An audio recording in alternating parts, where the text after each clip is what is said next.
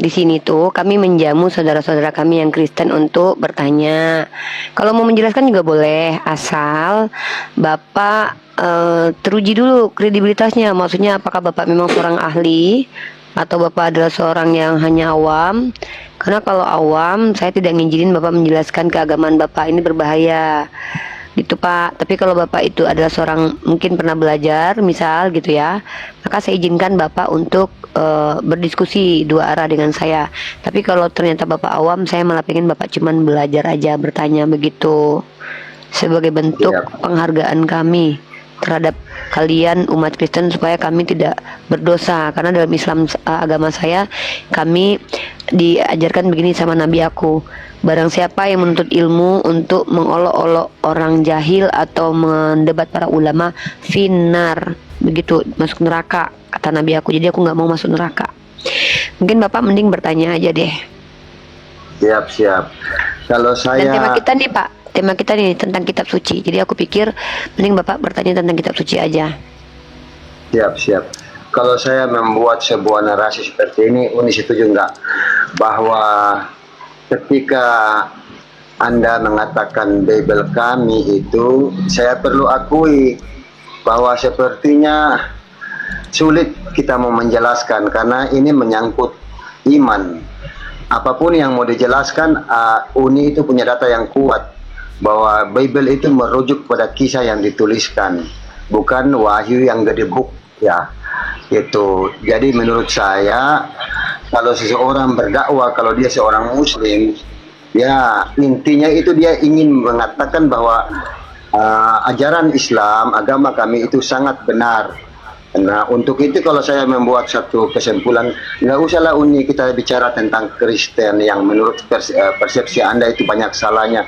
Apakah Anda sebagai seorang Muslim mampu untuk menjawab segala polemik yang ada dalam Quran dan Islam dalam otak kami yang sederhana ini? Itu Pak, kalau menurut saya begitu nih. Iya Pak, kalau saya insya Allah ya Pak, kalau saya sebagai seorang muslimah itu wajib mampu menjawab polemik yang terjadi di agama saya. Wajib saya, bahkan saya mewajibkan untuk diri saya, maksudnya saya berusaha untuk mengkaji, mencari tahu permasalahan kalau memang ada di dalam agama saya. Masalahnya emang ada masalah di agama saya Pak. Kalau nggak ada masalah, kenapa saya harus cari tahu gitu loh? Masalahnya apa? Silakan Bapak ajukan. Apa kira-kira permasalahan yang ada di agama saya? Umpamanya contoh.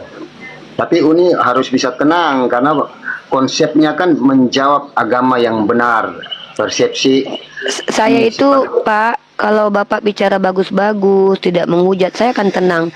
Saya tidak tenang ketika ada orang menista secara terang-terangan. Saya tidak akan tenang ketika ada orang yang memframing secara terang-terangan. Jadi kalau Bapak mengajak saya tenang, Pak, saya sudah berkali-kali membuktikan bahwa saya bisa diskusi dengan tenang kalau lawan debat saya itu orang yang tidak memframing atau tidak menghujat. Itu saya lakukan kok Pak. Itu bisa Bapak lihat di seluruh video YouTube saya. Kalau ada orang yang betul-betul tidak menghujat dan dia tidak melakukan aksi-aksi penistaan, saya sangat tenang banget loh Pak. Itu seperti itu. Siap. Namun pun demikian, karena Uni ini sudah jadi sosok ya dalam Komal-Komal, saya juga sering melihat Uni terbawa. Akhirnya ya kadangkala ya. Itu kemanusiaan kita Pak. Sebagai manusia biasa tentu kita akan lost control. Makanya saya sendiri tuh punya backupan. Makanya ada Iqbal adik saya di sini yang akan membackup saya. Ketika saya terlihat sudah mulai tidak bisa mengendalikan diri, maka akan diambil alih oleh saudara-saudara saya, Iqbal, Bang Teku, ataupun Jimen biasanya. Begitu juga kalau saya di grupnya Gregorius, itu akan diambil alih sama Gofur.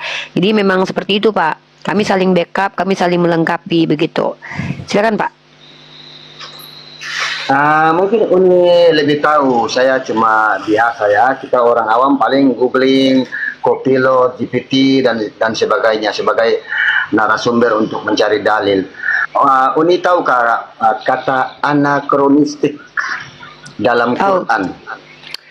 Saya tahu anakronistik itu kronologis yang tidak sesuai dengan timeline Pak, dengan susunan waktu Pak.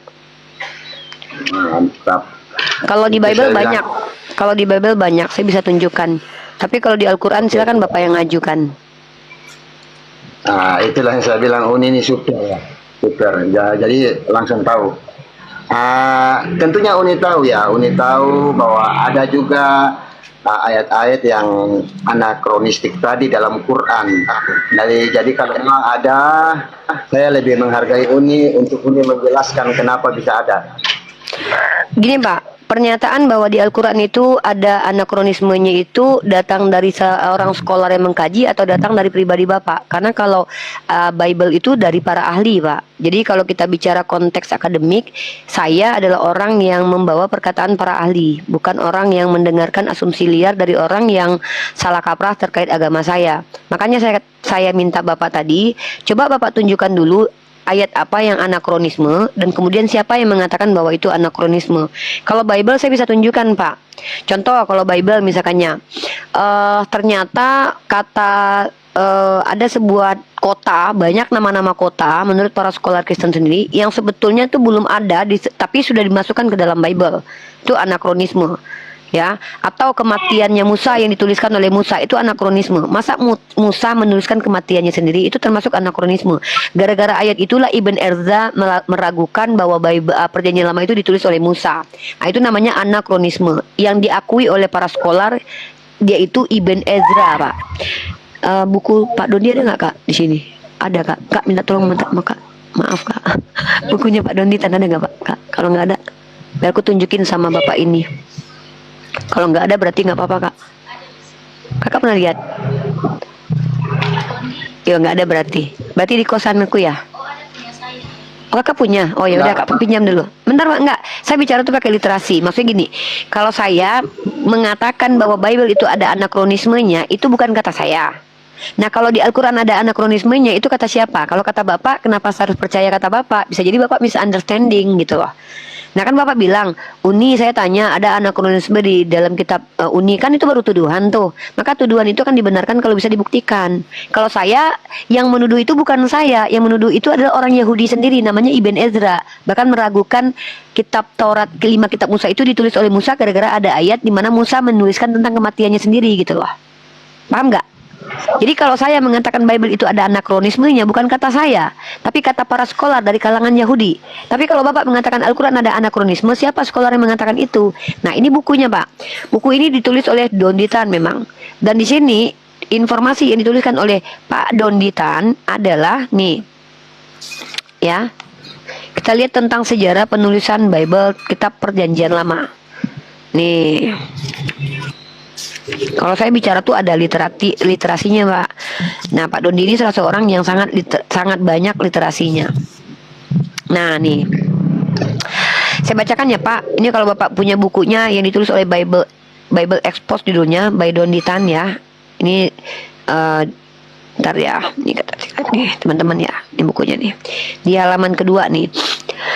Jadi Tanakh itu disusun oleh orang-orang Yahudi atau bangsa Israel ketika mereka keluar dari pembuangan Babel yang diselesaikan oleh seorang yang bernama Ezra atau Uzair. Menurut tradisi umat Yahudi hampir 700 tahun yang lalu sudah menjadi pengetahuan umum bahwa Musa yang menulis kitab Taurat. Artinya orang Yahudi dan Kristen itu percaya bahwa Perjanjian Lama ini ditulis oleh Musa.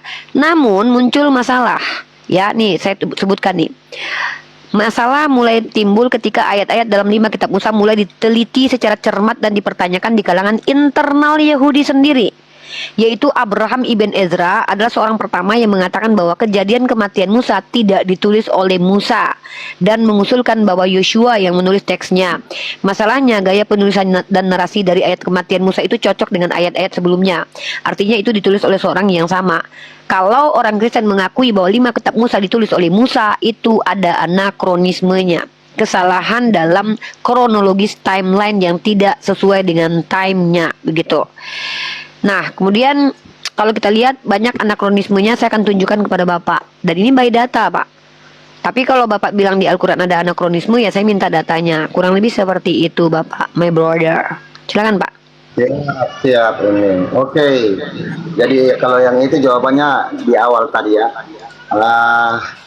Anakronistik dalam Bible. Ya. Tadi kan saya katakan dalam paham iman Islam itu atau kepercayaan yang kurang berdasar ya, bahwa Injil itu tidak ada lagi palsu, Taurat itu palsu, gitu. Jadi kalau hari ini saat ini Uni mengangkat tentang ayat-ayat yang tidak sesuai zamannya, ya itu makanya ranah itu saya tutup. Sekarang ranahnya Islam mempertahankan dan menjelaskan kebenaran Islam sebagai agama terbaik, agama yang turun sebaik-baiknya umat dan agama terbaik di sisi Allah. Gitu Pak Uni. Jadi kita lagi bicara tentang Islam dan Quran yang dipresentasikan oleh Uni Rifa. Di saya Uni. Saya temanya saja tentang kitab suci. Kalau Bapak bertanya kepada saya tentang apakah saya bisa membuktikan kitab suci saya adalah kitab suci, bisa. Tapi ketika Bapak membuat statement bahwa saya mengatakan Bible Bapak palsu, itu saya nggak pernah bilang loh Pak. Saya tidak sepakat dengan orang-orang yang mengatakan Bible palsu. Nabi saya gak ngajarin gitu Pak. Nabi saya mengajarkan bahwa kitab Bapak itu kitab bercampur Pak. Ya, mohon maaf ya. Saya tidak sepakat dengan orang-orang yang mengatakan Bible palsu. Justru yang mengatakan Bible ada ayat-ayat palsu adalah scholar Kristen sendiri. Nah, ini saya kasih sama Bapak pernyataan Nabi saya yang mengatakan kitab kalian itu bercampur. Ya, saya ulangi sekali lagi ya. Pernyataan saya bahwa saya tidak mengatakan kitab sucinya orang Kristen itu palsu. Walaupun yang mengatakannya sendiri adalah para skolarnya Kristen sendiri, terkait tentang tafsiran 1 Yohanes pasal ke-5 ayat 7. Ada ayat-ayat yang ditambahkan kemudian yang bukan ayat asli. Tapi yang harus saya sampaikan adalah Nabi saya dalam kitab Sahih Imam Bukhari nomor 2488 mengatakan bahwa wahai sekalian kaum muslimin, bagaimana bisa kalian bertanya kepada ahli kitab sedangkan kitab kalian yang diturunkan kepada nabinya sallallahu alaihi wasallam adalah kitab paling baru tentang Allah. Nah, kitab paling baru tentang Allah, kalian membacanya dengan tidak dicampur aduk. Dan Allah telah memberitahu kalian bahwa orang-orang ahli kitab telah merubah-rubah apa yang Allah tetapkan. Maka saya tidak pernah mengatakan kitab Bapak palsu, tapi saya mengatakan kitab Bapak itu kitab yang dirubah-rubah. Dalilnya Al-Quran dan juga hadis. Maka saya tidak mau dipelintir pernyataan sikap saya kepada menanggapi kitabnya orang Kristen. Nah, dan ternyata bukti kitab Bapak itu bercampur, itu menjadi tema kita hari ini. Kenapa Biblos dikatakan suci? Kalau saya katakan, kenapa Al-Quran bisa dikatakan suci? Al-Quran itu dikatakan suci bukan dari pendapat saya, tapi menurut Al-Quran sendiri. Dan secara faktual, secara esensial, ketika Al-Quran mengklaim ada beberapa syarat tentang kesucian kitab suci, dipenuhi oleh Al-Quran sendiri secara realitas yang disebut dengan kebenaran koheren, terkoherensi Pak, konsisten Pak. Contoh, Al-Quran dikatakan suci pertama karena dia adalah kalam ilahi atau perkataan Tuhan yang tidak bercampur dengan perkataan manusia. Nah, maka dalilnya mana? Bismillahirrahmanirrahim. Zalikal kitabul la raiba fihi hudal lil muttaqin. Itu kitab yang tidak ada keraguan di dalamnya, petunjuk bagi orang bertakwa. Bapak, di dalam Al-Quran kami ya Pak, bahkan ayat mutasyabihat saja itu kami tidak bingung menjelaskannya Pak. Tidak bingung Pak. Bicara tentang ayat mutasyabihat loh Pak. Bahkan para ulama ahli-ahli agama Islam pun mengerti Pak, bahwa ada takwil yang tidak absolut karena memang Allah yang tahu, karena kami belum tahu bagaimana seperti bentuk aras. Dan bahkan para ulama mengerti bagaimana Al-Quran. Artinya pernyataan Al-Quran bahwa Al-Quran adalah ayat-ayat yang jelas, kitab yang jelas, itu relate dengan kenyataan. Yang kedua, Bismillahirrahmanirrahim. Allah berfirman dalam surah Al-Hijr ayat ke-9, Inna nahnu nazalna dzikra wa inna lahu lahafizun. Kata Allah, sesungguhnya kami yang menurunkan Al-Quran dan kami juga yang menjaganya. Maka Bapak, sampai detik ini saya belum pernah menemukan salah satu karya ilmiah bernama jurnal ataupun buku yang mampu membuktikan Al-Quran pernah terdistorsi. Yang ada ini Pak, yang ada. Ini yang ada ya Pak ya. Yang ada adalah ini.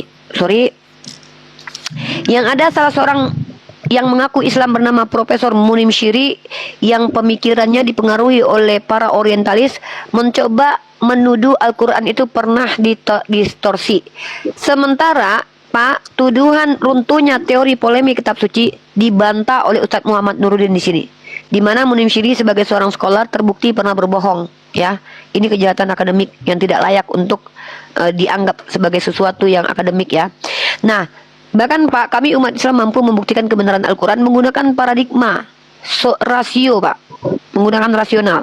Nah, contoh Ketika dalam surah An-Nisa ayat 82 Allah men-challenge bahwa afala yatadabbaruna al-Qur'an walau kana min indi ghairillah walajadu fihi ikhtilafan katsiran. Kata Allah, apakah mereka tidak memperhatikan Al-Qur'an? Afala yatadabbaruna al-Qur'an, apakah mereka tidak mentadabur, tidak menganalisis, mengobservasi Al-Qur'an walau kana min indi ghairillah. Kalau seandainya Al-Qur'an tidak berasal dari sisi Allah, tentu banyak ikhtilafan, katsiran, kontradiksi di dalamnya. Maka saya minta kalian umat Kristen untuk membantah kebenaran Al-Quran saya dengan tunjukkan karya ilmiah bahwa ada anakronisme di dalam Al-Quran saya. Tunjukkan secara ilmiah ada ayat kontradiksinya, tunjukkan secara ilmiah ada ayat terdistorsi. Itu Pak. Tapi kalau tidak ada, fix Al-Quran kalam ilahi. Seperti itu. Siap, Uni, penjelasan yang mantap. Ya, saya juga terlampau cepat mengatakan palsu ya. Saya sependapat dengan Uni bahwa pencarian saya bukan kata palsu tapi disembunyikan itu atau ditukar, dirubah. Oke, kita lanjut Uni. Dengan mungkin Pak, saya potong sedikit. Enggak, saya potong sedikit. Saya kasih cara contoh menuduh nih. Bapak tahu nggak anakronisme itu adalah kesalahan secara sejarah yang anakronisme kronologis yang sangat salah. Bapak lihat dalam kitab Kejadian pasal 21 nomor 32 dan 26 ayat 1. Di situ disebutkan bahwa Abraham dan Ishak berurusan dengan orang Filistin dan Raja Abimelek. Masalahnya muncul ketika bangsa Filistin ini baru tiba di daerah Kanaan sekitar abad ke-12 sebelum Masehi. Jauh setelah Abraham yang diperkirakan hidup di abad 19 sampai 18 sebelum Masehi. Tuh. Nah, ada namanya kota Dan, Mbak. Bapak lihat dalam Kejadian pasal 14 nomor 14. Abraham mengejar musuh sampai ke Dan. Sementara kota Dan baru mendapat nama itu pada zaman setelah Musa. Coba Bapak lihat dalam Hakim-Hakim pasal 18 nomor 29. Baru diberi nama kota Dan itu. Tiba-tiba sudah ada nama kota Dan dalam kitab Kejadian pasal 14. Ini namanya anakronisme. Gitu, Pak. Kalau Bapak lihat ada lagi sejarah Pak. Bapak tahu nggak kereta besi itu muncul di wilayah tempat Yosua itu sekitar abad ke-12 sebelum Masehi, ya. Sementara di zaman Yosua dikatakan bahwa bangsa Kanaan memiliki kereta besi. Jadi kalau kita bicara tentang sejarah, ya kita harus mengikuti fakta historis gitu loh. Walaupun kalau fakta historis itu nggak absolut, gitu. Siap Uni. Oke, saya mencoba mendapatkan edukasi dari Uni tentang ayat yang sepertinya anakronistik tadi ya dalam Quran.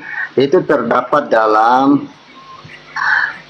surat Al-A'raf surat ke-7 ayat 1, 2, 4. Dalam terjemahan Indonesianya, Firaun berkata, "Sungguh aku akan potong tangan dan kaki kalian secara bersilang, dan sungguh aku akan salibkan kamu semuanya." Nah, Uni, kita ketahui penyaliban di zaman Firaun itu belum ada ya. Belum ada. Siapa Karena bilang, penyaliban Pak? Itu nanti ada. Siapa bilang Pak penyaliban belum ada di zaman Firaun? Siapa yang bilang penyaliban belum ada di zaman Firaun? Ya, sebentar nih. Jadi pakai data Pak. Saya dari tadi pakai data. Oke, kalau gitu Uni tunjukkan data di zaman Firaun belum ada hukum salib ya. Ada yang ada gantung pada tiang, kemudian pancung, kerja paksa. Bapak tahu definisi salib nggak? Bapak tahu definisi salib nggak? Iya, kalau salib itu tiang ya. Bapak tahu sejarah Persia, Pak? Ala Kristus. Bapak tahu nggak? Menurut sejarah Persia ini Mesir kuno ya Pak ya. Ini saya tunjukkan nih. Iya.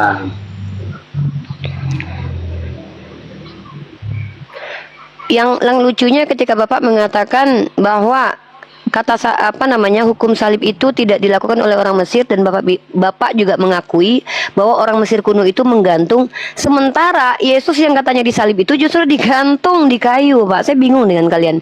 Bapak tahu, dalam tradisi Yahudi dikatakan Yesus itu digantung dan itu dikatakan disalib. Sementara Bapak sudah mengakui bahwa Mesir kuno itu menggantung, Pak. Prosesnya itu, Pak. Nah, terus kita lihat nih. Digantung Ya kita lihat teman-teman. tiang Nah, Uni, bukan bentar, salib. Digantung tiang. Pak. Kata salib itu berasal dari bahasa apa, Pak?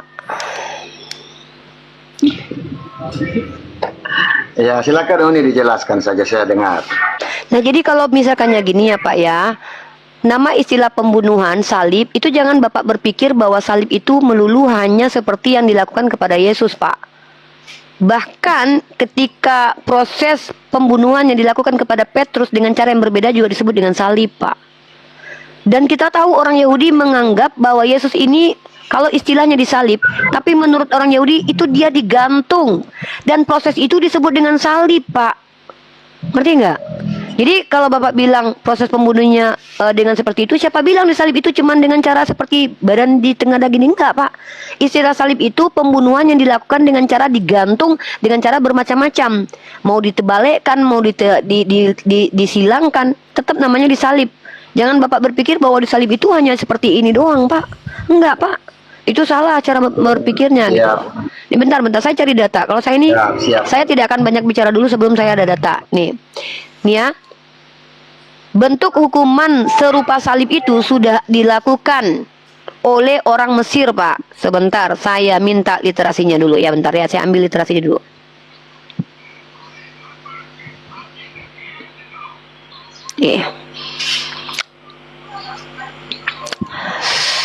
Kita buka dulu. Nih.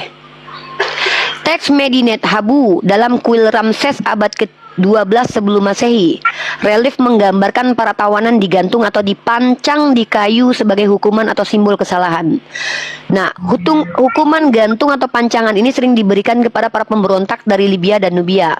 Referensinya ada dalam Brestes James Henry Ancient Records of Egypt volume 4. Dalam Wilkinson Richard H. The Complete Temples of Ancient Egypt, Thames Hudson tahun 2000.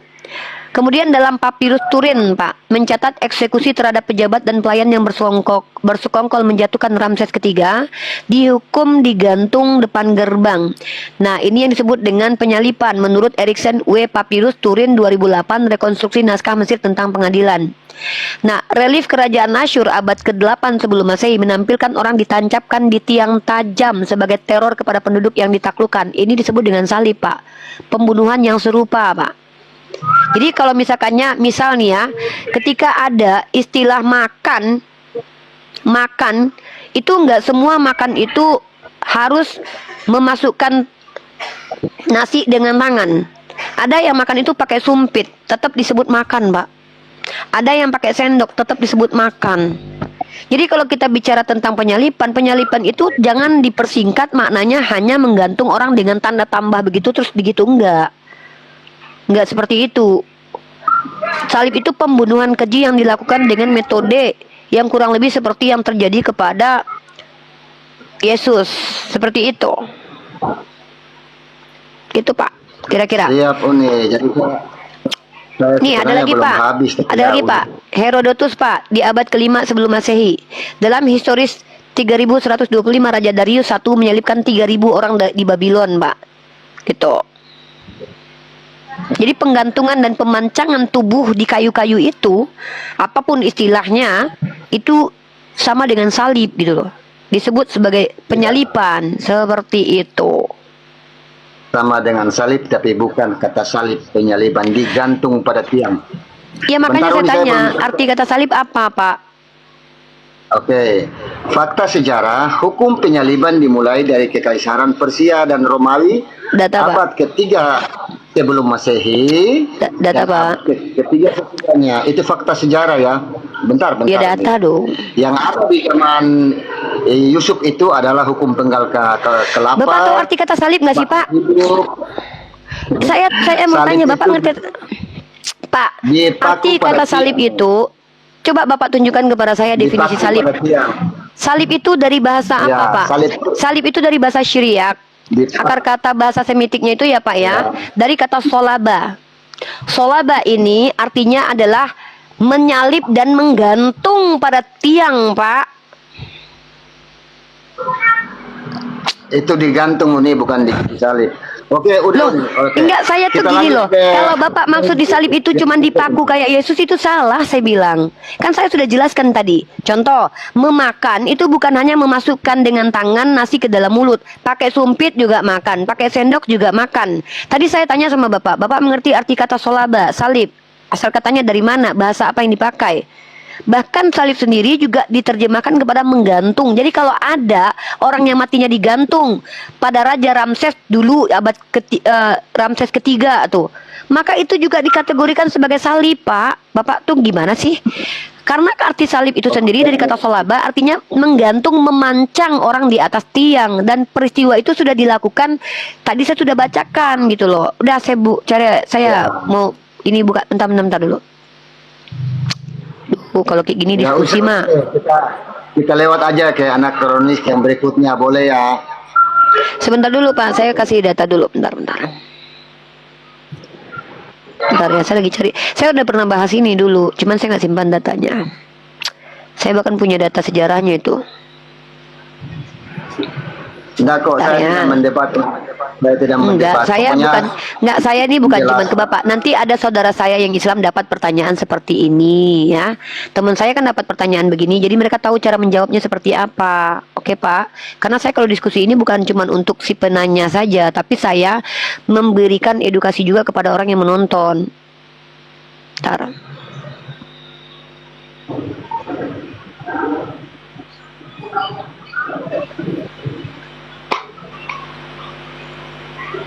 Ingat ya, kata solaba tadi dimaknai sebagai menggantung juga.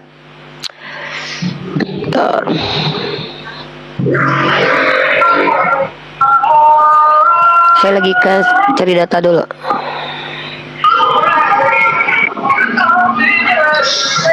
Di mute dulu Pak. Pak, di mute dulu Pak. Soalnya ada apa namanya? Siap. Ada suara musik apa Kak? Sambil uang motor dulu. Mau kemana Kak? Mau bayar motor. Oke, hati-hati di jalan. Di sini orangnya mau datang. Oh alah, deket ya. Bentar ya Pak, saya bongkar-bongkar data Pak. Ini data lama nih Pak. Ini nanti saya dijelaskan. Nanti saya kasih data nanti, karena saya memang tidak simpan data ini, karena saya pernah menjawab ini. Kalau nggak salah Bapak juga yang bertanya tentang ini kalau nggak salah. Ya, Uni pernah berjanji mencarikan waktu, cuman sampai sekarang. Enggak, sudah saya kasih datanya waktu itu. Saya ingat banget, saya kasih datanya waktu itu. Dan data ini dikasih sama Bang Jibril ke saya. Enggak, saya masih ingat Pak. Data ini dikasih Bang Jibril ke saya, bahwa penyalipan itu sudah pernah terjadi, dan saya buka waktu itu. Saya tuh pernah bahas ini. Saya dapat data, saya ingat siapa yang kasih saya ilmu tuh, saya ingat banget. Data tentang penyalipan sudah ada di zaman Mesir, itu Jibril yang kasih ke saya. Kalau saya tidak salah tuh, saya punya datanya dan saya tidak simpan itu. Bahwa ingat ya, salib itu dari kata solaba artinya menggantung atau memancang mayat di atas tiang. Dan itu sudah dilakukan di zaman Raja Ramses ketiga. Tuh. Oke, saya juga tidak akan mendebat ya. Saya paling bertahan sekali kalau dijelaskan lagi ya. Itulah kita harus menghargai jawaban. Oke, Uni, jadi santai-santai aja. Berikut ayat yang menurut hemat saya anakron lagi ya, Pak. Uni, boleh ya? Silakan Pak. Tapi Bapak, sebelum ke sana saya mau tanya. Tentang penyalipan itu dikatakan anakronisme itu, kalau boleh tahu ada nggak scholar yang mensupport hal itu? Satu nama scholar dari kalangan yang memang terpercaya keobjektifannya mengatakan bahwa itu anakronisme, ada nggak? Gini nih, jadi pada akhirnya pasti setuju. Kita yang awam ini kan pasti kekuatan kita cuma pencarian ya. Nggak, saya pikir Bapak nggak. Yaudah. Oke, berikut ini agak sering diperdebatkan, cuman ke Uni mungkin yang paling pas untuk ditanyakan ya. Jadi kembali saya bertanya untuk mendengarkan jawaban, bukan untuk membantah dan mendebat. Jadi sekarang Quran surat Maryam ayat 28. Di situ Maryam disebut saudari Harun. Wahai saudari Harun. Oke, kita lihat. Zaman kehidupan mereka itu beda ya. Ini beda hampir 1200 tahun antara Maryam ibu Isa dan Harun saudara Musa. Gitu, silakan Uni jelaskan. Rasulullah sudah menjawab ini, Pak, ketika para sahabat bertanya, bagaimana dengan orang Nasrani yang bertanya, bukankah Harun itu hidupnya beda zaman dengan Sayyidah Maryam? Rasulullah menjawab, bukankah banyak nama yang sama digunakan oleh orang-orang Yahudi mengambil dari nama-nama orang yang dimuliakan? Nah, seperti nama Yusuf. Yusuf itu sudah ada juga di zaman Yesus. Apakah Yusuf itu sejaman? Tidak. Rasulullah sudah jawab itu. Dan yang saya kasih Bapak 4 jawaban deh. Dan yang kedua, Pak, Ukhta Harun di situ, apakah maknanya saudara kandung? Tidak, Pak. Sebagaimana di Bible ketika dikatakan bahwa Yesus adalah anak Daud. Bukan berarti anak kandung.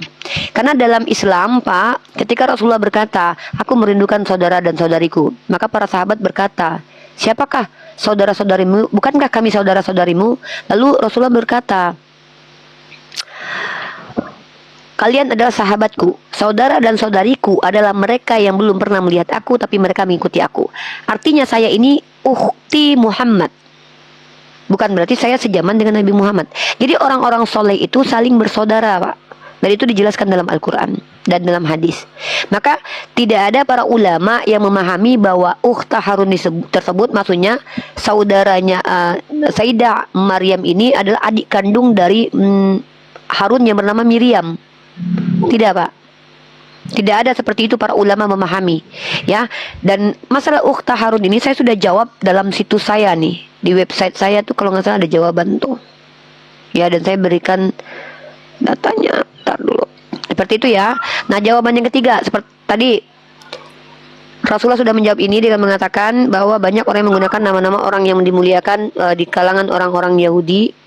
Yang kedua, ukhta di situ bukan saudara kandung. Yang ketiga, bahwa Sayyidah Maryam dipercayai oleh kalangan Muslim bahwa dia keturunan dari suku Lewi dari kalangan Harun. Yang keempat, jawaban saya lupa. Ini saya sudah tuliskan 4 jawaban. Nah, kurang lebih seperti itu, Pak. Oh ya, saya komparasi dengan ini, Pak. Ketika Yesus berkata, sama seperti Yesus dengan Nabi Muhammad. Bentar, Pak. Tidak apa-apa. Saya tambahkan lagi, Pak. Ketika Yesus berkata, Tuanku, inilah ibu dan saudaramu. Lalu Yesus berkata, mana saudaraku? Mereka yang mengikuti firman Tuhan. Jadi saudara di sana itu bukan berarti saudara sekandung, tapi bisa jadi karena memang Maryam itu nasabnya sampai kepada Harun, atau di ulama juga menafsirkan bahwa mereka itu sejalan dalam keyakinan gitu. Seperti itu, wallahu a'lam bishawab. Mantap. Mantap Uni, mantap. Edukasi yang luar biasa. Nah, sekali lagi saya kagum di ada satu jawaban tadi itu pas ya. Oke Uni, jadi boleh ya saya lanjut ya Uni. Uni sebagai narasumber yang bisa edukasi ilmu nih. Boleh saya lanjut? Oke. Insya Allah, Pak. Tapi kalau saya nggak bisa jawab, saya nggak paksakan diri ya, Pak ya. Mantap, ini Uni masih asli nih. Udah marah-marah begini asik. Oke Uni, tolong dijelaskan ke saya makna begini tekstualnya Al-Maidah 47 dan persepsi Uni tentang ayat tersebut. Al-Maidah ayat 47 Uni. Silakan. Al-Maidah 47. Ini banyak saya tanya ke teman-teman teman-teman Muslim termasuk Felix, banyak yang agak sedikit kesulitan nih Uni. Terus ke Ustadz Wafi juga saya lihat agak lari ya. Jadi saya menganalisanya dengan akal, lari jawaban, tapi saya tidak mendebat. Nah sekarang dalam ini menjawab sebaik yang Uni tahu, silakan. Al-Maidah 47. Iqbal merungkat, Dek. Bentar, Pak. Ini Iqbal merungkat. Gimana nih? Bentar. Dek. Takutnya merungkat dia nih. Oke, nggak merungkat ya dia. Enggak, aman. Lanjut. Aman. Oke. Itu nih banyak yang di bawah tuh suka itu. Jadi saya ini ya, selama ini saya baca ya. Dan hendaklah orang-orang yang berpegang kepada Injil memutuskan perkara menurut apa yang diturunkan Allah di dalamnya. Barang siapa tidak memutuskan perkara menurut apa yang diturunkan Allah, maka mereka itu orang-orang fasik. Apa sulitnya memahami ayat ini, Pak? Kalau Rasulullah itu ketika Rasulullah itu didatangi oleh orang Yahudi, hukum yang diberikan kepada orang Yahudi itu adalah hukum Taurat.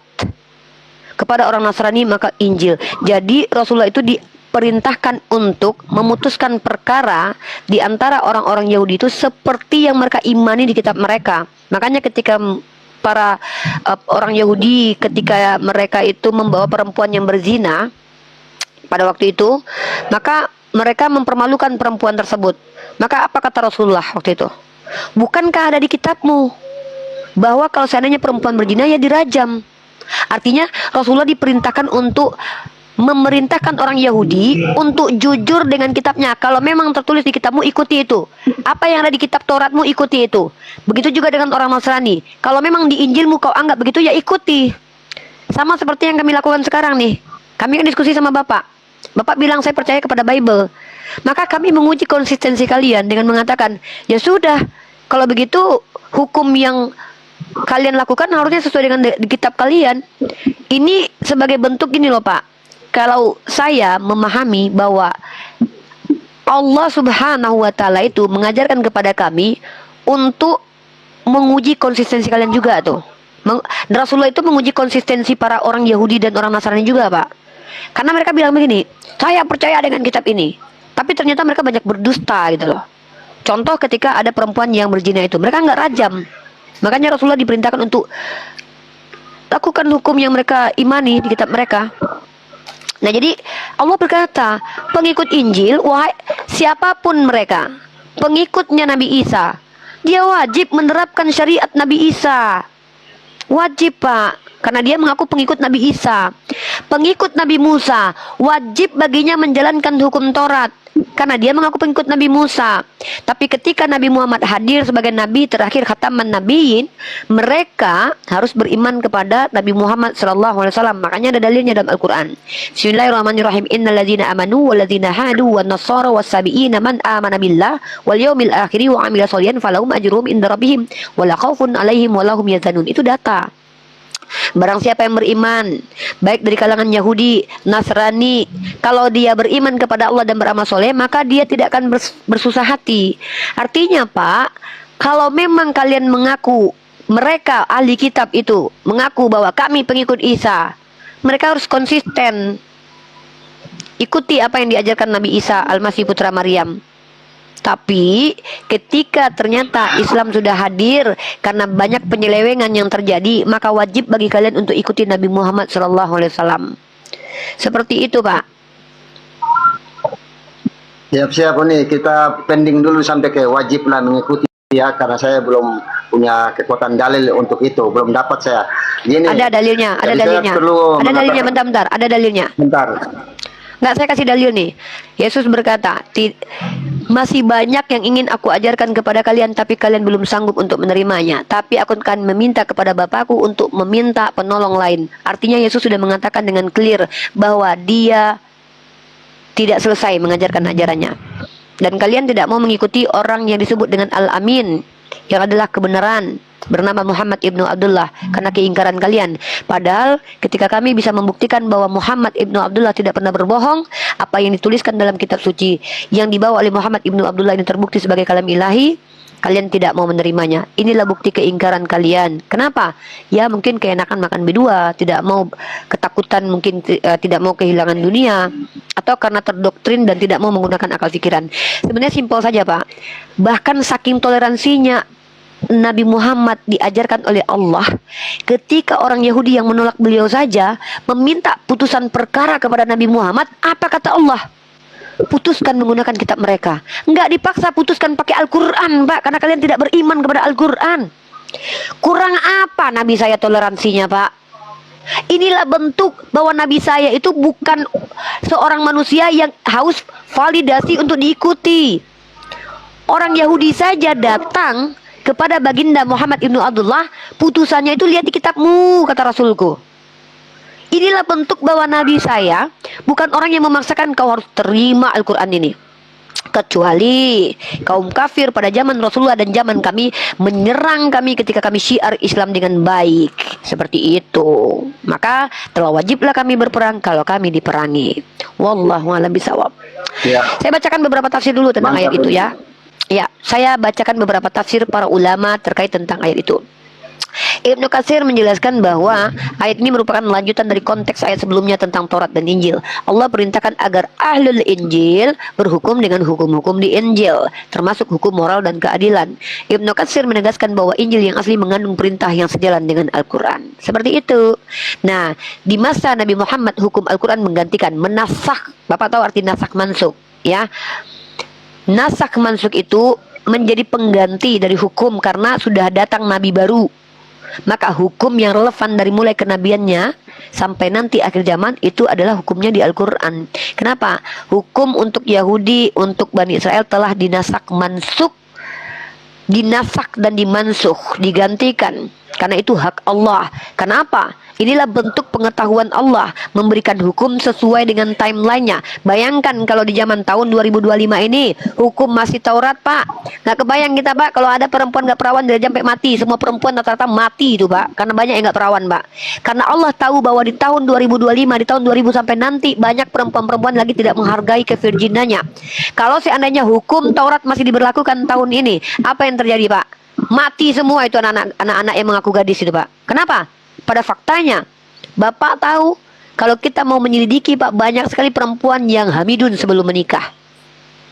Dan bahkan ini terjadi di sekolah-sekolah. Kalau Taurat dijalankan, Pak, untuk tahun ini, maka matilah itu perempuan-perempuan banyak. Begitu juga kalau seandainya dalam hukum Yahudi, perempuan yang datang bulan itu najis, maka kalau ada perempuan yang memegang piring, Pak, najislah piring yang dipegangnya. Bayangkan kalau hukum itu diadakan sekarang, maka tentu orang tidak akan mau beragama karena menganggap perempuan direndahkan, didiskriminasi. Maka Al-Quran hadir sebagai hukum yang tidak berat dan juga tidak meringankan dan bahkan tidak menghilangkan seperti Kristen. Yahudi hukumnya terlalu berat untuk dijalankan pada saat sekarang ini. Bapak pernah mendengarkan sebuah fakta yang terjadi? Orang Yahudi itu pernah menutup badannya dengan plastik ketika naik pesawat sampai ditangkap beberapa kali. Rabi Yahudi, Bapak pernah dengar berita itu? Ini fenomena yang terjadi. Dan Bapak tahu nggak kenapa mereka menutup diri mereka dengan plastik di dalam pesawat sehingga pesawat tidak bisa jalan? Karena kru pesawat takut dengan kelakuan orang Yahudi ini, klasik Yahudi klasik ini. Bapak tahu nggak kenapa? Karena mereka diharamkan menyentuh jenazah atau mayat, Pak, orang, Pak. Mereka itu najis. Dan Bapak tahu nggak, kalau mereka menyentuh mayat orang, Pak, mereka harus mensucikan diri mereka dengan cara membakar sapi berwarna merah, kemudian abunya itu diletakkan di dalam air untuk mensucikan mereka. Di Islam, Pak, kena lidah anjing aja, Pak. Kami cukup 7 kali dengan tanah, Pak. Hukum Islam yang diberikan Allah dalam Al-Quran tidak memberatkan dan juga tidak seenak udelnya hilang begitu saja seperti yang dilakukan oleh orang Kristen. Mohon maaf ya, Pak, ya. Di Kristen kan hukum kan cuma hukum kasih tuh. Taurat sudah dibatalkan. Jadi seperti ini, Pak, Islam benar. Agama Islam ini adalah agama yang membawa hukum yang relevan untuk orang-orang yang hidup setelah zaman Rasulullah sampai nanti kiamat datang. Seperti itu, Pak. Kenapa? Ini bentuk kemahatahuan Tuhan. Ini bentuk kemahakasihan Allah. Ini bentuk bahwa Allah tahu apa yang akan kita hadapi. Kebayang nggak, Bapak, kalau sempat hukum Taurat masih dijalankan, tidak boleh makan ikan yang tidak bersisik, tidak boleh makan kerang, tidak boleh makan udang, tidak boleh makan kepiting, tidak boleh makan kelinci. Bahkan Bapak tahu dalam hukum Taurat, barang siapa yang memperkodok seseorang, maka wajib menikah dengan yang memperkodok asal dia berikan uang 5 shikal. Terbayang nggak, Bapak, seandainya saya diperkodok sama Pak Taipudin Ibrahim, terpaksa saya menikah sama dia asal dia mampu kasih uang 350.000 kepada mama saya, papa saya. Ngeri, Pak, kalau itu dijalankan. Begitu juga kemudian, Pak, bagaimana imamat pasal 25 ayat 45 kalau dijalankan sekarang. Apa yang terjadi, Pak? Nggak terbayang bagi saya kalau kita boleh diperbudak oleh orang Yahudi seumur hidup, turun-temurun diwariskan, karena mereka diperintahkan memperbudak turun-temurun dan diwariskan selama-lamanya. Maka Islam, Pak, hadir untuk membantah ajaran yang ditambah-tambahkan dan membantah ajaran yang ditiadakan. Maka Islam hadir dengan membawa hukum yang relevan sebagai bentuk cintanya Allah kepada hambanya yang la yukallifullahu nafsan illa wus'aha, yang tidak memberatkan kita hamba-hamba Tuhan ini melebihi apa yang mampu kita lakukan. Beda, Pak, seperti yang dikatakan Paulus, hukum Taurat itu nggak mampu dilakukan. Lah, kok iya Tuhan ngasih hukum yang tidak mampu dilakukan? Kurang lebih seperti itu kiranya. Terima kasih, Bapak. Lanjut pertanyaannya. Dijawab sama Bang Teku habis ini. Tapi aku makan buah dulu aku. Ya, ya. Ya siap-siap Uni, santai saja. Saya menanggapi dikit ya, dua tanggapan ini tapi singkat. Justru Al-Maidah 47 itu justru Al-Maidah 47 tadi pengikut Injil harus memutuskan perkara menurut apa yang diturunkan Allah. Nah, justru itu mengisyaratkan saya bahwa ada legalisasi Quran tentang orang-orang yang mengikuti Injil, ya. Justru Oke. di situ ada legalisasi. Bapak ngikutin Injil? Bentar, sebentar Ya, Uni. oke, saya tunggu. Jadi kalau menurut saya, justru menurut saya mengacu pada ayat ini, justru kalau seorang Muslim mengajak saya, umpamanya ya, mengajak orang Kristen masuk Islam, itu satu tanya, itu dijelaskan, itulah orang-orang fasik, gitu kan? Kalau kita kembali harus merubah agama kita ke agama lain, maka kita akan disebut orang fasik sesuai dengan Al-Maidah 47. Kemudian Anda mencoba untuk menerasikan Islam secara ke penyempurna itu dalam Al-Baqarah 62. Sesungguhnya orang mukmin, orang-orang Yahudi, di sini Uni ditegaskan tidak ada komplain Islam, ya, bahwa siapa saja yang beriman percaya kepada Allah, hari akhir, dan beramal saleh. Itu tiga ya. Percaya kepada Allah, hari akhir, dan beramal saleh. Jangan menjelaskan bagi mereka agama itu saya, siapa Pak. saja. Itu Bapak menjelaskan. Siapa saja. Ya. Nggak gitu, Pak. Itu Bapak Jadi, mentafsir Al-Quran saya. Bapak, saya mau konfirmasi dulu sama Bapak. Mengikuti cara berpikir Bapak yang menafsir Al-Quran saya, tidak mengikuti perkataan para ulama. Ya oke lah, Bapak kan Kristen, nggak masalah. Sekarang saya mau tanya betul-betul nih. Bapak mengikuti Injil? ya, itu saya Mana harus Injil? mengimani Injil. Ya, mana Pak Injilnya? Nah, oke, kalau tentang Injil Uni, mungkin agak sedikit Uni akan kesulitan ini kalau kita diskusi tentang Injil ya. Nggak, saya tanya Itu, Pak, mana Injilnya Pak? Saya Oke, tidak balik ini loh saja. Pak. Kalau Bapak mengatakan saya pengikut Injil, saya mau tanya Injilnya mana Pak? Injil yang saya pegang sekarang, yang dipegang orang Yang mana? Kristen itu adalah Injil. Wah, itu bukan Injil Pak, itu Biblos. Injil itu Pak, Injil yang dimaksud oleh Al-Quran itu adalah wahyu yang diberikan kepada Nabi Isa Al-Masih Putra Maryam Pak. Aduh Bapak, itu mah Biblos Ya. Pak, catatan manusia-manusia yang nggak jelas Pak. Ini sudah masuk ke topik Injil ya. Saya tanya Uni. Ya. Terus Tadi mana topik itu Injil yang asli yang diturunkan Mana itu ada mana? lagi Pak, makanya ada Al-Quran. Karena Injil itu sudah tidak ada. Jangankan Injilnya, nabinya aja tidak ada lagi. Bapak pertama, Tidak ada. Bapak tahu ya, Bapak kan gini, kalau kita bicara ini kan kita nggak boleh memaksakan pendapat. Kalau Bapak mau bicara tentang Al-Quran saya yang lebih paham karena saya belajar. Nah, Injil adalah nama wahyu yang diberikan kepada Nabi Isa. Sementara yang Bapak pegang itu bukan wahyu kepada Nabi Isa, tapi karangan yang ditulis oleh konon katanya Matius, konon katanya Lukas, konon katanya Markus, konon katanya Yohanes, konon katanya. Pada faktanya itu bukan tulisan. Bentar dulu, itu bukan kata saya. Ini pembuktian secara ilmiah menurut Bar Ehman. Bapak dan bahkan orang Katolik sendiri mengakui bahwa penulis Bible itu tidak jelas, Pak. Masa saya mau berantem sama Bapak gara-gara orang Katolik sendiri nih, Pak? Saya tuh kalau bicara tuh pakai data, Pak. Saya nggak suka asumsi, Pak. Nggak boleh. Agama saya ngelarang saya untuk berasumsi. Saya kasih Bapak data deh, supaya kita itu diskusinya tuh pakai berkelas Ya, begitu ya Pak ya. Ya tapi gantian Bapak kalau Bapak mencoba menjelaskan Al-Quran saya nggak bisa dong, kecuali Bapak Islam. Itu Kalau ayat saya yang- menjelaskan agama ayat yang saya jelaskan jelas. satu, Uni. Iya, masalahnya Itu Pak, ayat yang inilah jelas. kenapa banyak sebentar. Inilah kenapa banyak orang tersesat, Pak. Karena so tahu tentang ayat orang lain. Kalau saya tidak berani menafsirkan kitab Bapak, melainkan saya mengkonfirmasi tafsiran saya benar atau tidak. Tapi ketika Bapak mencoba mentafsirkan Al-Quran saya, bahkan Nabi saya saja mengajarkan saya bahwa siapa yang menafsirkan Al-Quran dengan akalnya finar. Kenapa? Saya yang Ini sudah bukan- belajar ini, Loh, Pak. itu Bentar dulu. terjemahan. Itu tafsir namanya. Wah, ini maksa nih. Ini bukan Terjemahan. diskusi ini bukan diskusi. Bapak menafsir dari terjemahan ya. lagi. Terjemahan, Pak. Duh, kalau kayak gini mah bukan.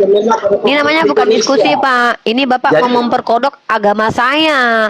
Sebenarnya saya nggak masalah Bapak berpikir seperti itu. Tapi ketika Bapak bertanya kepada saya seorang muslimah, jangan Bapak potong dulu ketika saya menjawab.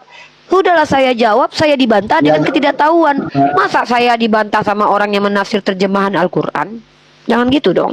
Saya bicara Tidak, itu Uni. dari Uni saya, Loh. saya tanya Uni yang siapa yang punya kapasitas menerjemahkan? Ya, Kemenak Kalau Republik Indonesia penterjemah itu menerjemahkan Quran. iya. Sebentar Uni. Pak. Terjemahkan Loh, Quran itu diparahi. dengan melibatkan ahli-ahli tafsir, ahli-ahli bahasa. Nah, mereka itu kalau kita bandingkan dengan Uni kan beda kelas ya. Loh. Gitu. Bapak, Jadi Bapak artinya tahu nggak kita arti lebih percaya terjemahan? kepada- Bapak tahu arti terjemahan? Iya. Apa arti Syukron, terjemahan? Bang Justru Azlan. itu. Bentar Uni. Justru Bapak tahu nggak arti disitulah terjemahan? Saya tanya arti terjemahan, Bapak tahu nggak? Oke, Pak, kalau terjemahan gini Bapak, itu mending Bapak gini deh Pak, besok-besok gini, Bapak, mending Bapak nanya sendiri, Bapak jawab sendiri, nggak usah ngajak-ngajak saya. Gini aja Pak, Terjemahan ya? mending buka koma sendiri, terus nanya sendiri, jawab sendiri. Orang saya yang jawab, saya dibantah dari ketidaktahuan Bapak. Saya sudah bilang, memang Rasulullah mengajarkan kami untuk ya, kalian kalau memang, bahkan kami setiap hari melakukan hal itu loh. Kalian percaya Biblos? Iya. Ayo tunjukkan. Bapak percaya Biblos? Iya. Yesus mengajarkan Bapak apabila ditampar pipi kiri kasih kanan. Saya tanya sama Bapak mau melakukan hal itu? Mau nggak? gini Uni. Justru Uni Teman-teman yang begini salah. jawabannya. Susah teman-teman bertemu, bahkan Pertama, kalaupun Uni, kita gini ya, oke lah gini aja lah. Bapak memaksa saya percaya bahwa Biblos itu adalah Injil. Walaupun saya tidak percaya, saya ikutilah mau Bapak. Saya buktikan sekarang ini bahwa kalian itu munafik. Bapak percaya dengan perintah Yesus dalam Waduh, kita nih Pak. Jadi kalau kita ngomong tuh ya Pak, ya, Pak, kita tuh kalau ngomong, bentar dulu, sabar.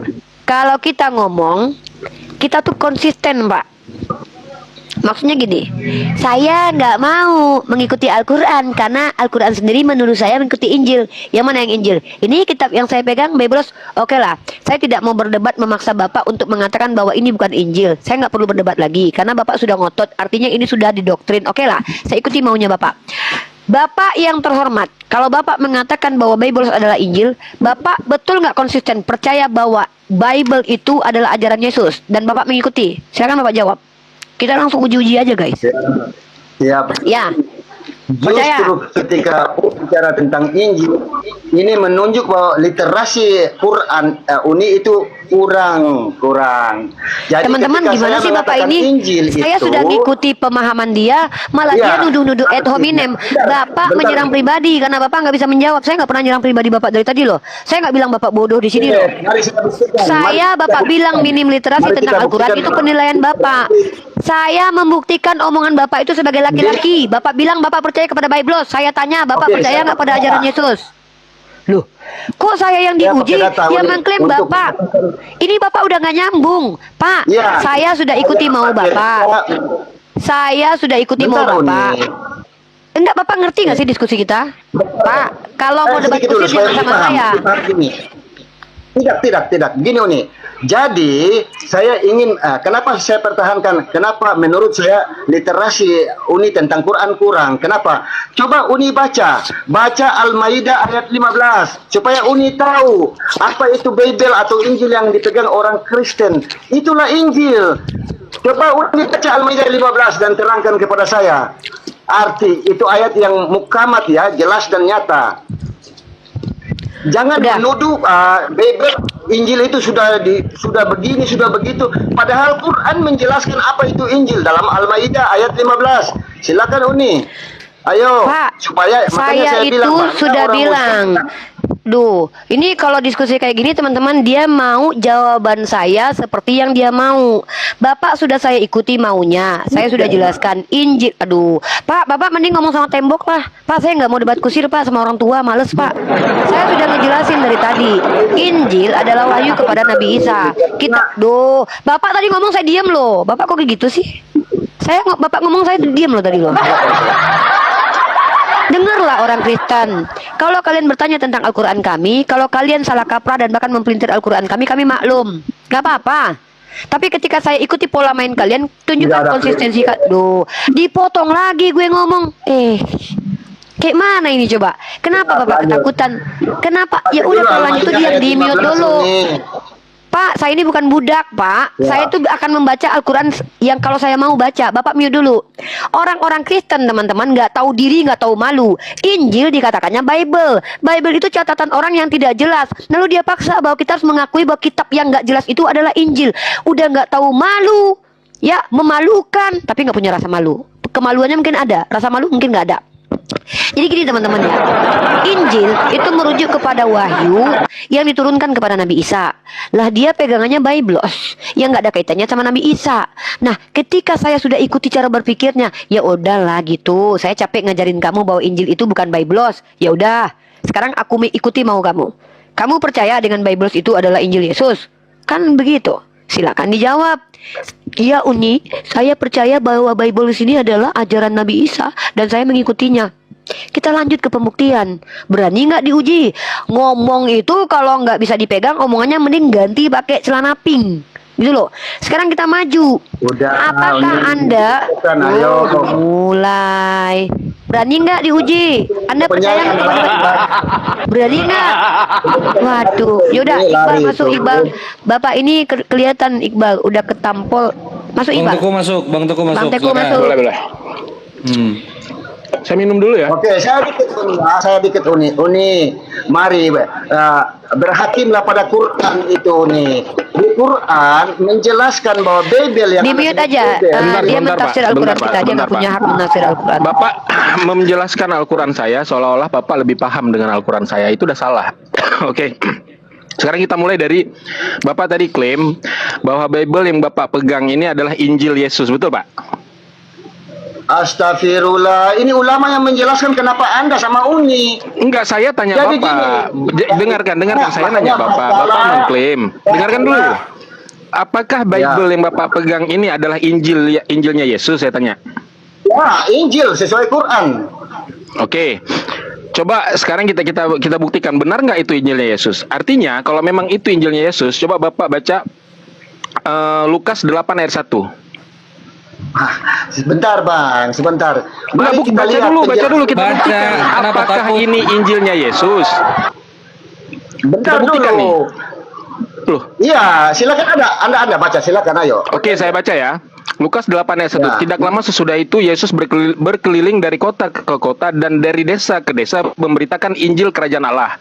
Kedua-belas muridnya bersama dengan dia. Pertanyaan saya, Injil yang diberitakan Yesus ini Injil Markus, Matius, Lukas atau Yohanes?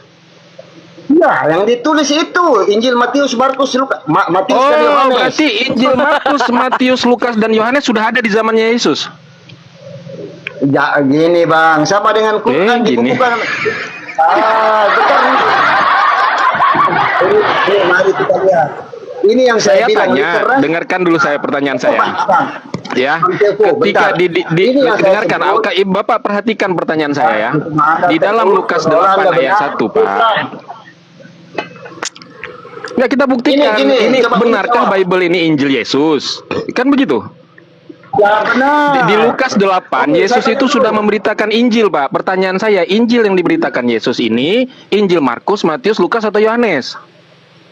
Saya sementara mempertanyakan Al-Maidah ayat 15, coba supaya Anda Aduh. tahu Nggak bahwa ada, apa yang disebut tidak Injil di- itu. Injil itu adalah tidak berani firman baca. Allah. Dengarkan Pak.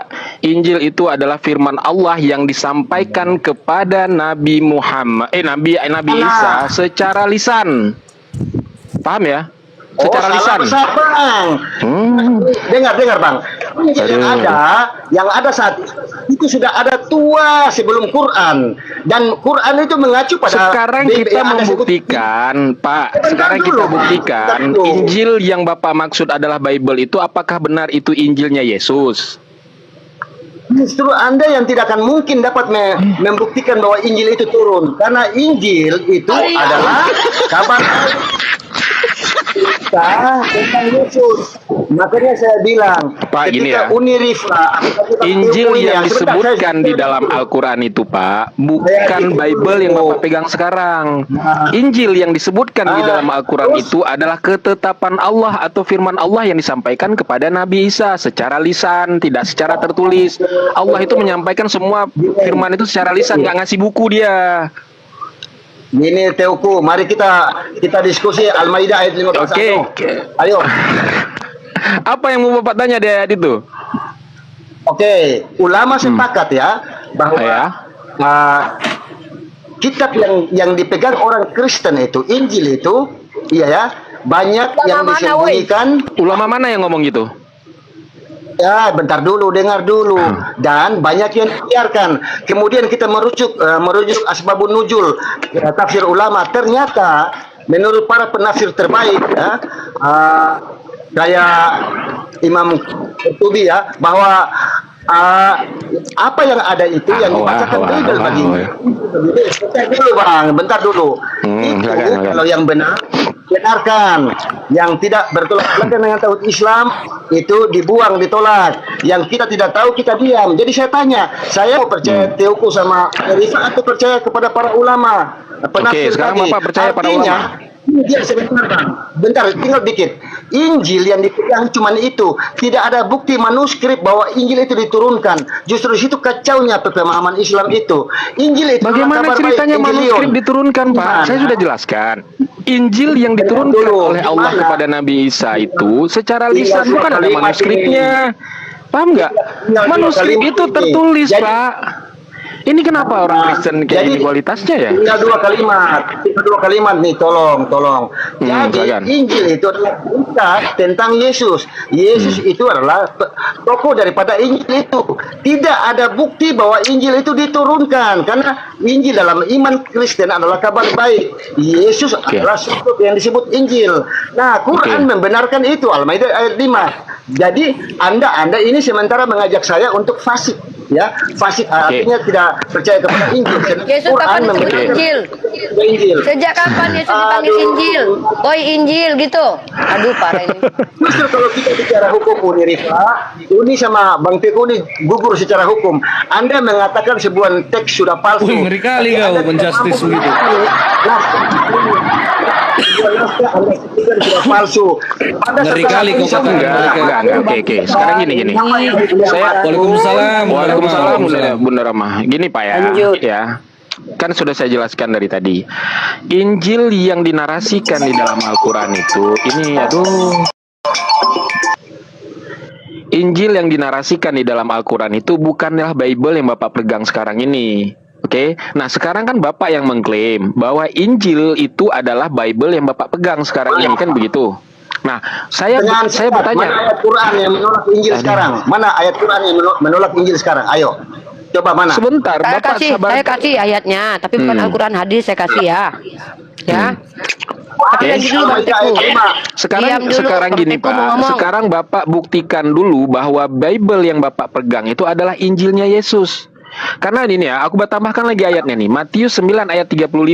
Demikianlah Yesus berkeliling ke semua kota dan desa. Ia mengajar ke dalam rumah-rumah ibadat dan memberitakan Injil. Kalau Bapak bilang adalah Yesus itu Injil sendiri, ketika Yesus mengajar ke dalam rumah-rumah, apa mengajarkan dirinya? Kan enggak, berarti ada yang diajarkan oleh Yesus. Nah, sekarang pertanyaan saya, mana Injilnya?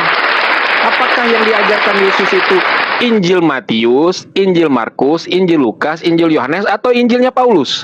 Yang mana yang diajarkan Yesus? Yang Bapak pegang sekarang ini? Kita mau jadi tulis tahun berapa, Ten? Nah, aku kasih data ya. Sebenarnya aku udah jelasin tadi, tapi dia memang sengaja nggak membahas ini.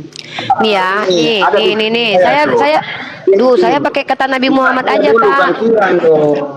Enggak, saya kan tadi janji mau ngasih data biar nggak bertele-tele. Ngapain bertele-tele, Pak, diskusi ini, Pak? Ini Pak, mana kuat hadis sama Quran? Mana dua-duanya sama Quran? Dua-duanya. Kenapa sih? Dengar teman-teman ya. Dalam hadis sahih, Rasulullah mengatakan, wahai sekalian kaum muslimin, bagaimana bisa kalian bertanya kepada ahli kitab sedangkan kitab kalian yang diturunkan kepada nabinya Shallallahu Alaihi Wasallam adalah kitab paling baru tentang Allah. Kalian membacanya dengan tidak dicampur aduk dan Allah telah memberitahu kalian bahwa ini ya, bahwa apa? Nih, bahwa ahli kitab telah merubah apa yang telah Allah tetapkan dan mereka merubahnya dengan tangan mereka, dan ini ada di Al-Quran. Lalu mereka berkata, ini dari sisi Allah. Ini Pak, ada Al-Qurannya. Bapak bilang gak ada Al-Quran. Ini Al-Qurannya, ini hadisnya, dua-duanya lengkap. Bahwa kitab yang Bapak pegang itu adalah kitab campuran, atau dalam istilah dalam bahasa gaul saya tuh kitab Spanyol, Pak, separuh nyolong. Itu bukan kitab Injil, kitab yang bercampur, ya, gitu. Jadi maksa banget pengen diakui ini Bible. Makanya saya bilang, bentar Uni, makanya saya bilang literasi Quran Uni sama teman-teman di atas itu masih Hominem lagi. Nyerang pribadi lagi. Nyerang pribadi terus dari tadi. Kita dari tadi ada nggak Bang Teguh? Ada nggak Bang Teguh kita bilang dia botol dari tadi? Nggak ada. Dari Oten tadi kalau dengan udah- sok baiknya, iya dengan sok baiknya dia mengatakan pemahamanmu salah, pemahamanmu kurang. Pak, dikatai bodoh sama orang bodoh tuh nggak- dengar dulu Pak. Pak bentar Pak. Pak, saya ini orang yang sangat tidak peduli kalau dikatai bodoh sama orang bodoh Pak. Tapi saya sangat peduli ketika ulama saya yang mengatakan saya bodoh. Karena validasi kepintaran seseorang, pemahaman seseorang itu bukan dari orang bodoh, apalagi dari orang yang berbeda keyakinan. Saya dikatakan paham Al-Quran itu bukan Bapak yang berhak memvalidasi, tapi ulama saya. Contoh Ustadz Wafi. Duh, ini Bapak kenapa sih? Bapak tuh pengen banget diakui Islam ya Pak ya. Oh, mohon maaf Pak, kitab yang dikarang oleh orang-orang. Pak, kan Bapak bilang pemahaman agama saya dan Bang Teguh kan nggak bagus, nggak pinter saya katanya. Saya termasuk orang yang nggak peduli Pak ketika saya dikatakan bodoh sama orang bodoh Pak. Bapak diam dulu, saya lagi ngejelasin metodenya. Bapak kenapa sih nggak bisa tenang? Kemasukan pneuma. Tadi kayaknya santai deh. Gini loh Pak. Kalau saya dan Bang Teguh dikatakan bodoh sama orang bodoh, bagi kami itu bukan sebuah penghinaan Pak. Karena apa? Di dalam Islam itu validasi kecerdasan seseorang itu ya dari orang yang cerdas juga yang bilang. Contoh, kalau Ustadz Wafi yang bilang pemahaman Uni salah, baru saya ketar-ketir, ya udah kalau gitu saya bagaimana Ustadz? Baru, tapi ketika ulama-ulama saya bilang kamu benar, tiba-tiba ada orang yang bukan ulama Kristen lagi pemakan babi bilang saya pemahamanmu tentang Quranmu salah. Bapak pikir kami percaya dengan hal itu? Nggak peduli Pak. Ini Bapak nggak usah mengulang-ulang perkataan yang sebenarnya itu ad hominem, bentuk keterguncangan iman Bapak. Pak, tolonglah, tunjukkanlah bahwa kalian itu punya Roh Kudus. Bang Teguh sudah sangat tenang menjelaskan. Saya ini muslim ya. Hei, Dia seorang pengen muslim banget. yang Kenapa orang Kristen ngaku-ngaku Muslim, ngaku-ngaku Injil? adalah muslim yang Gila ini ngaku Muslim. Tadi pertama kali dia Kristen, sekarang saya ini Muslim. Apa kau ini? Nggak, Mamamu dia Muslim, ngaku- bapakmu Kristen gitu. Dia, Apa dia sih? ngaku Muslim, tapi dia nggak paham tentang Al-Maidah 15 tadi. Konteksnya tentang apa? Kemudian ayat ini turunnya. Kau awal naik tadi Kristen, sekarang kau bilang kau Muslim. Udah gila kau nih. Ah, geger otakmu, bodoh. Kau ini penghujat, nggak usah kau sok santun, nggak usah kau sok kalem. Wih, kau itu nggak usah sok kalem, penghujat kau itu udah botol kau banyak gayamu. Nafsir kan kita ke orang, kitabmu aja nggak beres. Mau nafsir. turun takut kalian. Mulai Ya, turun aja, Pak. takut. Turunlah, kau nggak penting juga kau di sini. Macam di harap Kecuali kau bisa membuktikan bahwa Injil Bible yang kau pegang ini adalah Ilmumu Injil nggak ada, Yesus. Nah, boleh. Kalau sanggup kau ilmumu membuktikan. nggak ada. Kau ngancam-ngancam turun, macam kau paling dibutuhkan di semesta ini. Nggak ada gunanya kau. Asli kau tak berguna. Dikira dia kayaknya orang Kristen ini kayaknya dipikirnya kita butuh mereka ya deh ya. Iya, demi Allah kau tuh nggak ada gunanya di Komal ini. Tak main-main aku. Kan nggak butuh. Kalau begitu kan nggak caramu. butuh kalian loh. Yang butuh kami itu kalian. Sorry ya, Sinting sorry orang. ya. Kami tuh buka Komal tuh buat kalian yang butuh. Bukan kami butuh kalian. Jadi kalian pikir kami butuh penjelasan kalian tentang Biblos. Kok pede sekali, saudara. Mampus Saudara. Kak Temer kau nggak bisa ngomong. Kami nggak butuh kalian teman-teman Kristen. Karena jujur ya, ketika kalian menjelaskan, semakin kalian jelaskan agama kalian semakin laku bodrek.